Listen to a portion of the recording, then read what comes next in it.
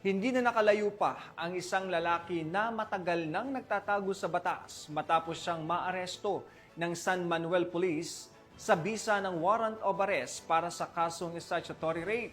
Alamin ang iba pang impormasyon mula kay Patrolman Dennis Carinal.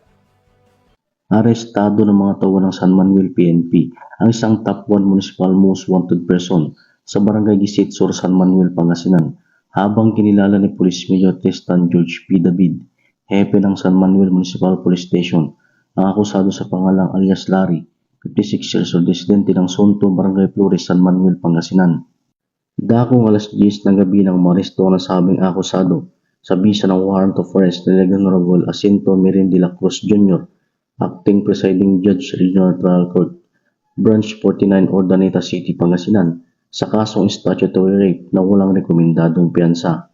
Ang tagumpay ng operasyon ay patuloy ng matibay na ugnayan sa pagitan ng mamamayan at ng pambansang pulisya sa isang mahalagang hakbang upang higit pang mapalakas ang kampanya laban sa kriminalidad tungo sa isang mapayapa, ligtas at maunlad na bagong Pilipinas. Mula dito sa Picadillo, Ilocos Region, ako po ang inyong Police News Network Correspondent, Patrolman Dennis Carinal, alagad ng batas, tagataguyod ng Balitang Pulis.